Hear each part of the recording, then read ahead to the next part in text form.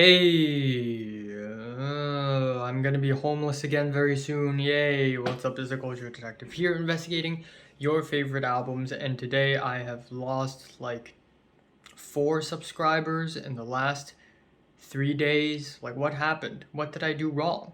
What did I do to offend you? I'm sorry.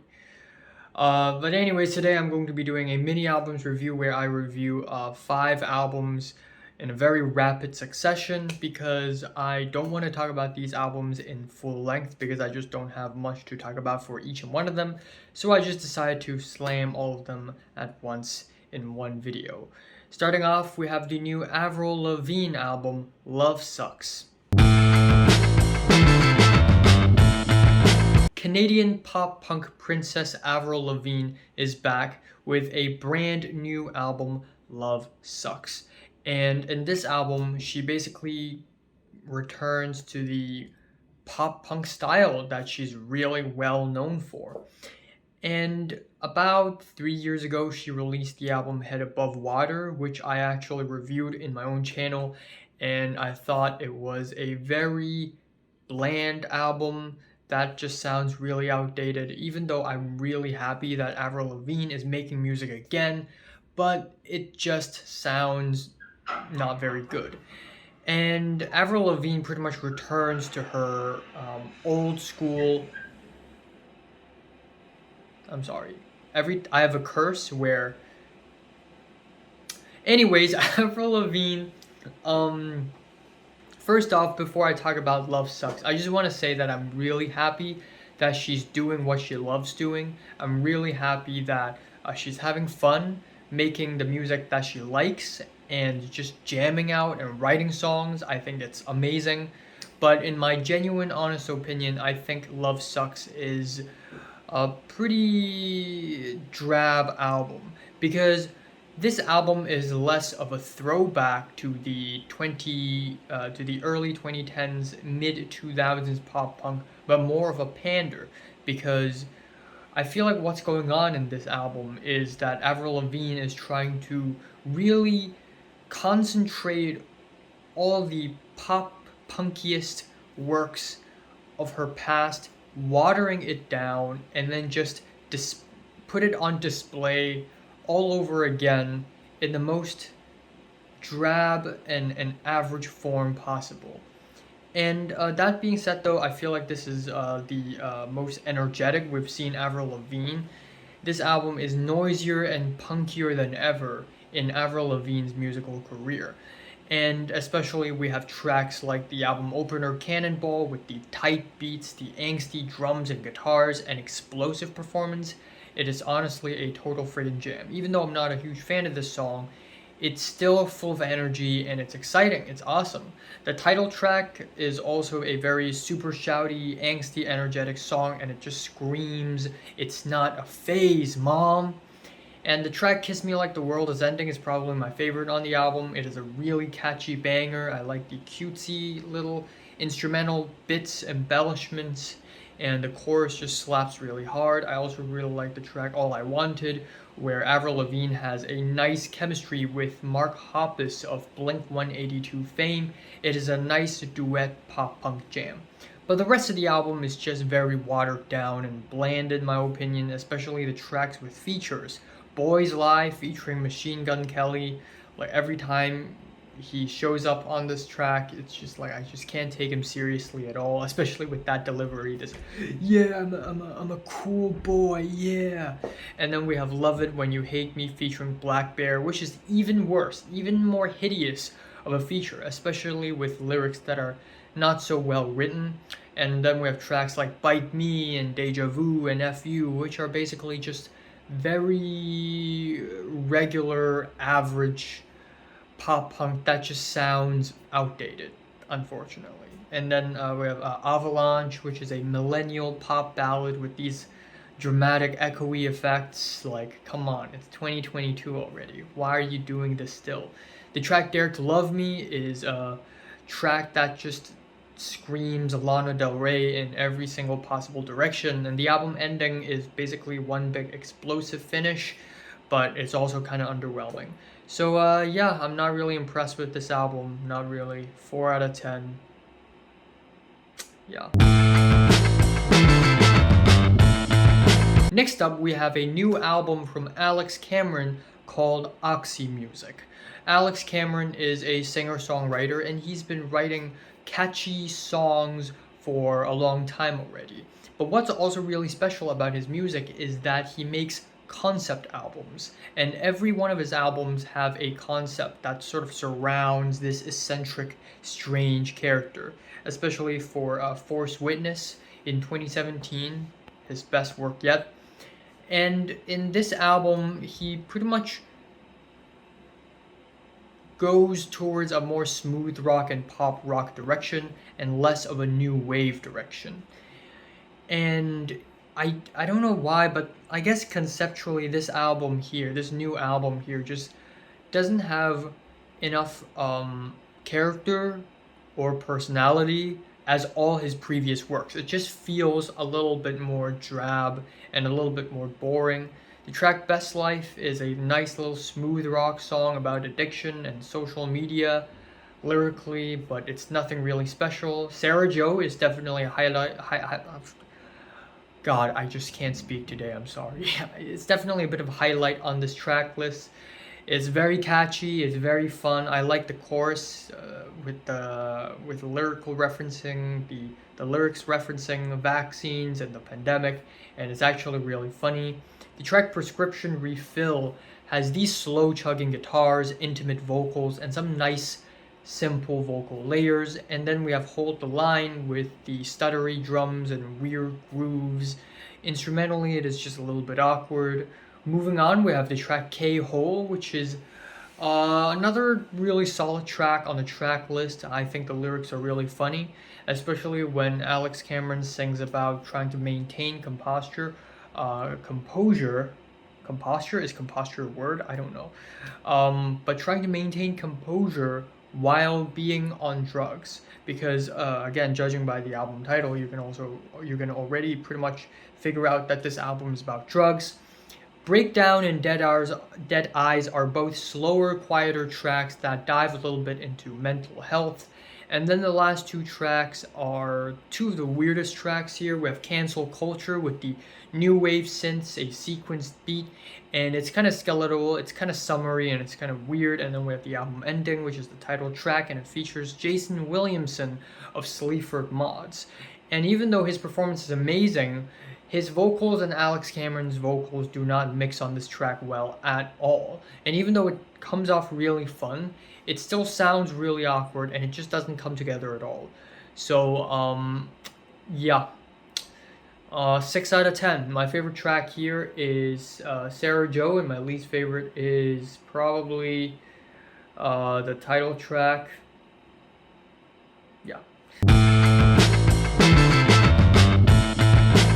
Alright, so the third album I'm going to be talking about is the new Benny the Butcher album, Tana Talk 4. And I've been talking about his music for a while already on this channel, and every time I talk about him, it's something positive, because he's a damn good rapper from Griselda Records. And this is his new album, Tana Talk 4, and it is a solid rap album with very nice, clean beats, great lines. I mean, lyrically, it's pretty much what you would expect, but some of the lines here, they are just so badass, and I don't know why I feel so tired today. I don't know what's going on with me. But we have a plethora of features on this album, and they're all really good. The album opener, Johnny P's Caddy, features J. Cole, and lyrically, this album is, pretty much what you would expect him to rap about: dealing drugs, the past, regret, loss, the industry, music, hip-hop. But still, the feature is amazing, nice beat. The track Weekends in the Perrys features Boldy James with a bit of chipmunk soul, and it is amazing. Tyson vs. Ali is a track that features Conway the Machine, and it is about standing out, and it has these very nice, elegant pianos. Jesus Christ. It has really nice, elegant pianos. The track Uncle Bun features 38 Spesh, and once again, great feature, great performance. Is this a carbon dioxide thing? Am I overdosing on carbon dioxide right now? I feel like that's the case. I don't know. Guerrero features West Side Gun, and it has a strange, quirky beat with the keyboards. And we also have the track 10 More Commandments, which is a highlight on the track list because it is actually a sequel to a track made by none other than Biggie, Notorious B.I.G. And this is a sequel to it, and to write a sequel to a track of such classic status is a huge move. It's a bold move, but Benny the Butcher and Diddy himself actually pulled it off with great performances, great beat, and great lyrics. And the second half of the album kind of trails off, in my opinion, and it's just nowhere near as good. Jesus Christ. And it's nowhere near as good as the first half, but still it is a really solid album. I'm feeling a 7 out of 10 on this album. My favorite track here is 10 More Commandments, and my least favorite, I don't know.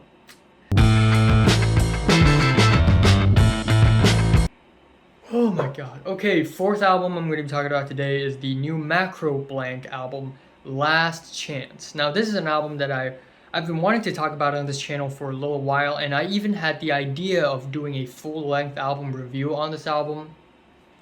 But after some thinking, I've decided to include this in this MAR, and that's it. But Macroblank is a down-tempo artist, and if you don't know what down-tempo is, it's basically a kind of electronic music where it doesn't sound electronic at all, because it is basically smooth, jazzy, lo-fi almost, instrumental hip-hop almost. And it is a kind of electronic music that's very subtle. It doesn't spam, it's not fast or noisy.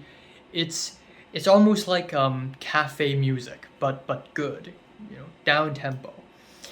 Now we have the new album from Macroblank, Last Chance, and the reason why I found out, and the reason I found out about this album is that suddenly on YouTube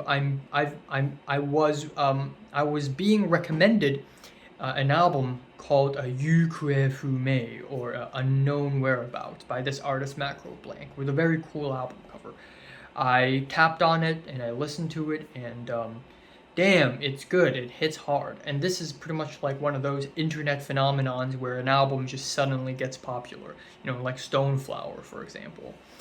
And anyways, Last Chance is his new album, and apparently he releases like 3 to 4 new albums every single year. So he's gonna be releasing a new one very soon, so I don't know. But it doesn't take long until somebody in the Yukue Fume album video to find out that the guy is not Japanese, even though his name is Japanese. The official way of writing his name, Macroblank, is actually in katakana Macroblanku, and Last Chance is not really Last Chance. It's a Rasuto Chance, and it doesn't take long until somebody finds out that the guy's not Japanese. He is basically Japan baiting. And all of the track titles here are all Google translated. Deep L at best. And it's hilarious, and I don't think it's cultural appropriation, but it's also kind of funny. I mean, don't get me wrong. A lot of artists do that. A lot of artists in East Asia and in non-English speaking parts of the world title their songs in English, have an English name. And I mean, that's understandable because English is the global language, but I wouldn't say it's offensive. It's just maybe a little dishonest is all. This is an interesting topic, and I would like to talk about this in a little more, maybe perhaps in the future in an individual video. Let's talk about this album, Last Chance.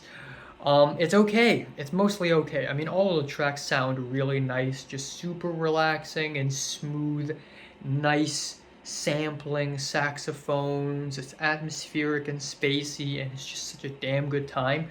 But really, individually, none of these tracks are all that great or anything, other than track 2 and track 7. So track 2 is called Empty Promise, and the Japanese title is like Sora no Yakusoku or something like that, which is hilarious. But it's called Empty Promise, and it has these smooth, runny guitars, these light saxophones. It's really relaxing and groovy. And then my favorite track here is the 7th track, You Are Missing, which sounds like it came straight out of a spy movie with a groovy bass and mystic saxophones. But that being said, though, I still think that Macroblank has a long way to go if he really wants to be something special and make something groundbreaking. But for now, it's pretty solid. 7 out of 10.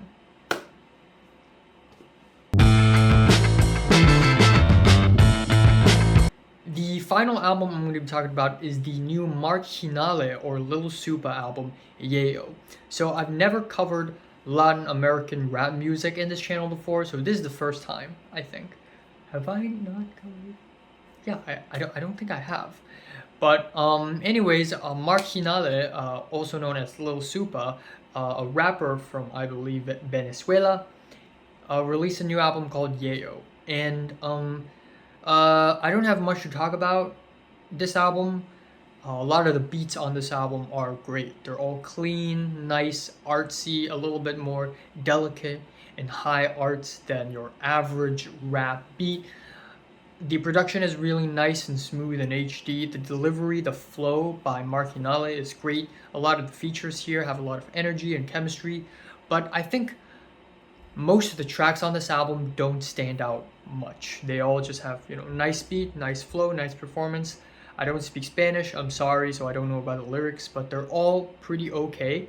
And then when you have these okay tracks, back to back to back to back, for 50 minutes, it's just a little too much. There are 22 tracks on this album, and there are highlights certainly, like Cloaca, the second track with the beautiful spacey strings. The track Asalto has these sharp drums. It borderlines boom bap in a good way. It's very snappy and catchy. The track Rodman is the most hyped track on the entire album, with grimy pianos and passionate features with fiery flows. But overall, I think the album is just okay at best, and it just ends off kind of weak. It just ends off kind of quiet, and it doesn't do much after that. So I see a lot of potential here, and I definitely would like to know more about Lil Supa and also Latin American rap music. But for now, I think it's just a okay album, decent at best. Feeling a 6 out of 10 for this album. Yeah. So have you listened to these albums from 1 to 10? Rate them, like if you like them, subscribe if you want more. Thanks for watching. Yes.